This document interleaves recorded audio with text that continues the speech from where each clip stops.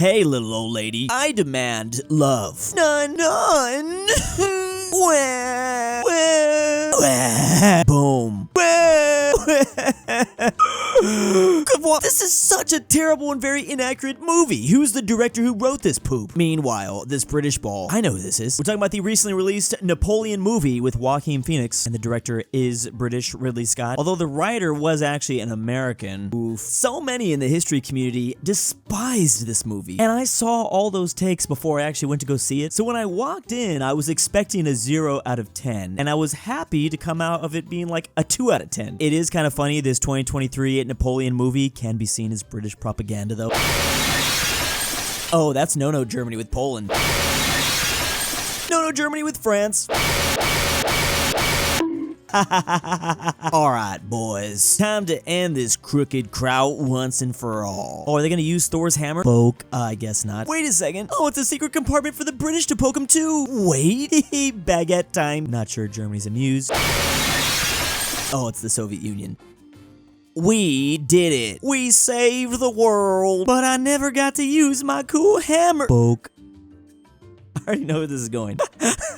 Oh, they got 2 now. I wonder what's going to happen. I love that they didn't include one last bang. We didn't need that. We know what's going to happen. All right, this one might be a little bit controversial, to be honest. I mean, it's kind of claiming that the Western allies, America, Britain, and France, didn't do anything. I mean, one thing's for sure, the Soviets did definitely take the vast majority of casualties. I think if you cut to early World War II, back in 1939, then the pokes were definitely the case. This period was known as the Phony War, which lasted 8 months, where really the Western Front didn't move. I like the reference that the US was sad they never got to use the hammer, the nukes, since the Germans would surrender 3 months before they completed the first one, so yeah, they had to test it out on Japan. Ah, perfect reference. Hello, Armenia. You is ready for round 57? No, not again. Help, freedom people. Please hear cries of me. I am being attacked. Ugh, what are you crying about now? Azerbaijan invades me again. Sorry, we can't help. But he's evil dictator. Well, you see, old bean, we don't actually mind dictators. Since our spat with Russia, we need oil quite badly. And Azerbaijan has oil. In other words, you're on your own, old bean. Toodles!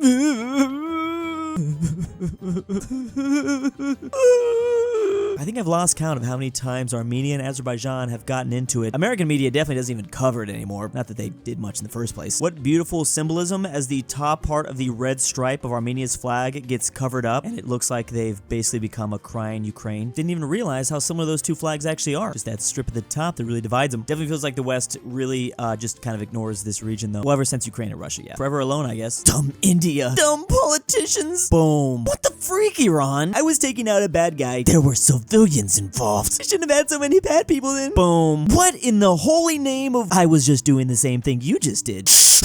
Can't the Middle East just not have any more wars for 2 seconds? I'm actually in Asia, responds Pakistan. That's actually a good point. If conflict broke out between Iran and Pakistan, this would be definitely an Asian war. Although many people have different definitions of it. Anyways, I don't know what we're talking about geography terms right now. Especially while these two countries are getting into it. I'm reminded of the world tension meter in Hearts of Iron 4. It feels like that's just continuing to go up. Hello, Papa. How are you? Says Indonesia. What is wrong with you? You don't know? Me and PNG. Oh, they're not actually white, they're actually transparent. It's the white background that makes them look confusing. This is a geography joke about Papua New Guinea. This place is often shortened to just PNG, like the file type. It's transparent. So awesome to see them without some sort of reference to human cannibalism. Everyone thinks the Baltic countries are the same. Nevertheless, they don't like the same sport. They don't have the same friends. They don't even have the same religion. But there is one thing they agree on. The neighbor issue.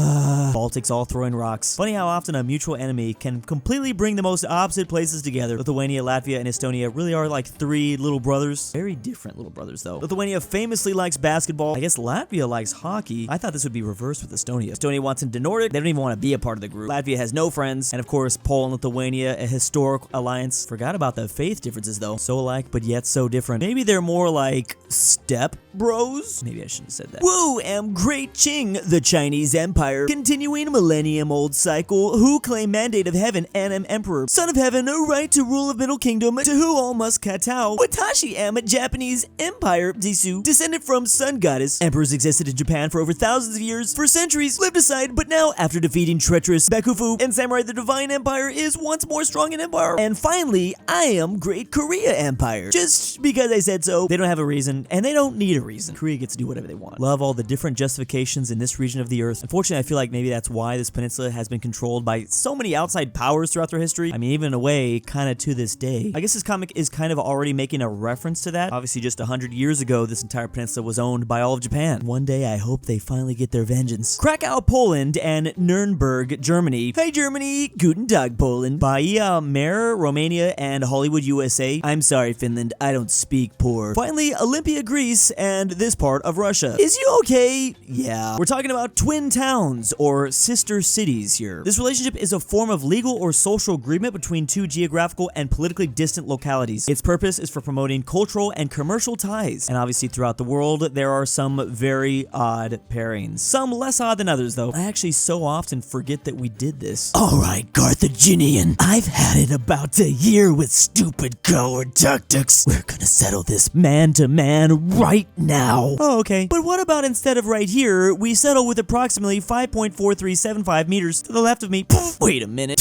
Oh, that looked easy. I think this is a reference to the new oversimplified video and how based Hannibal was. I just reviewed that recently. Another fellow man of culture as well. Here I see. It's 1991. Azerbaijan, I want you to know I'm support you 100% in conflict with Armenia.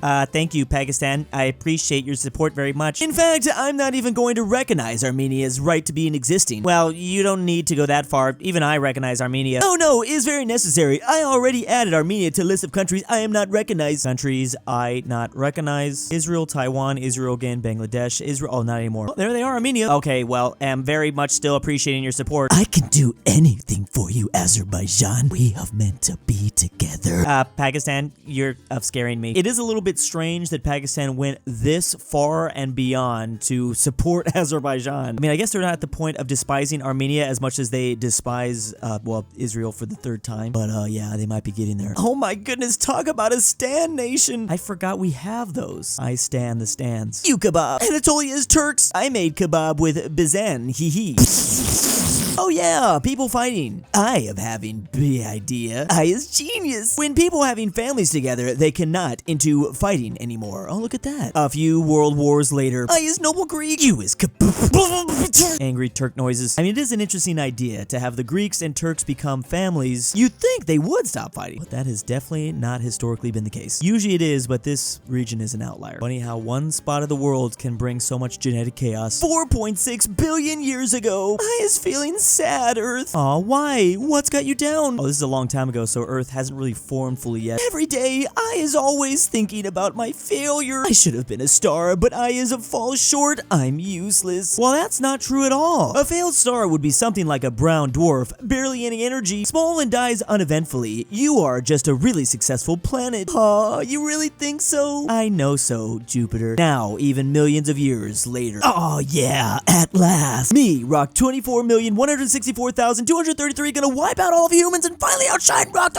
Wait, why am I not moving? If you even blink at Earth, I'll tear you up atom by atom till I got rings too. And this is pretty much how our relationship with Jupiter has gone. We made one giant friend in elementary school, and now here in high school, he beats up anyone that even thinks about bullying us. What a beautiful friendship. The amount of times Jupiter has saved Earth from some sort of apocalypse event is insane. They're just so big, they always manage to throw off the orbit of some sort of comet or asteroid. Hey you, am here you play heavy metal. Wanna jam in a few hours? Yes please, responds Indonesia, and bring mine crew later. In my defense, instructions were very unclear. Heavy metal is a very different thing in this part of Asia. Not quite the same stuff they're doing over there in the Nordics. Estonia can into Nordic? Oh, that's not Estonia, whoops. Never mind. This is basically a music pun joke. It is traditional Indonesian percussion made up of instruments that are usually hand-forged metal. I mean, in a way, this is way more metal than anywhere on Earth. It doesn't get more hardcore than this. I'm sure it's quite heavy as well. Is these chai bags $13? Yes, sir. I'll give you 5, 12, 5, 10, 5, 7, 5. Fine, take it. I've outplayed. Hey, so, how much for the entire Coca-Cola stash in the bag? 5,000. I'll give you 10,000.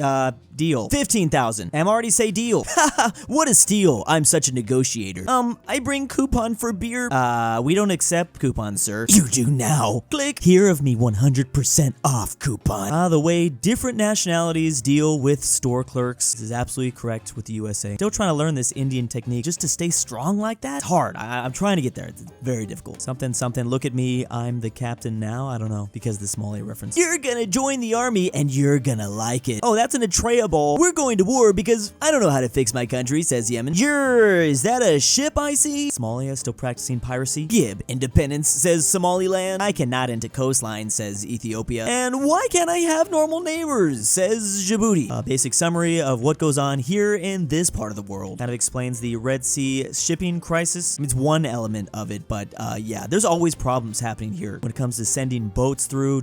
I mean, it's a passageway to the Suez Canal. In order to get there, you have to go through, you know, like we just talked about, a lot of chaos. Whether it's Yemen or the Somali pirates, or there's just been several incidences in this part of the world when it comes to shipping. Thank you to my own subreddit for bringing us that one. I can't believe I'm gonna say this, but I'm getting tired of watching TV. There's the English channel, the Panama channel, the Suez channel, the Family Guyana. I wonder what Canada's doing. What the hell is that? Oh, hi, America. I'm making a snowman. Wanna join? No offense, Canada, but that thing looks so pathetic. It looks so pathetic that if it was a country, it would be Canada. Besides, I'm on a national crisis of boredom right now, and you're being my only neighbor really isn't helping the situation. Only neighbor? What about Mexico? Hola, Mr. Burger. Can you bring tacos? Yes? No way, Mexico. Bunch of good-for-nothing America, stop. You're contradicting yourself. Maybe the reason you're bored is because you need a girlfriend, eh? Why don't you try going on a date? I don't know. My dates never seem to go well. Remember the last time with the USSR? This seems like a Family Guy moment. Dude, would you chill out with the vodkas? That's enough alcohol to power up an entire warhead arsenal. Nice try, America, but I won't be telling you poop about my arsenal. Mostly because I'm too drunk to remember. America, that wasn't a date. That was a diplomatic meeting. What's the difference? Besides, that didn't even seem that bad. Not that bad. Are you kidding me? That guy was basically a huge walking red flag.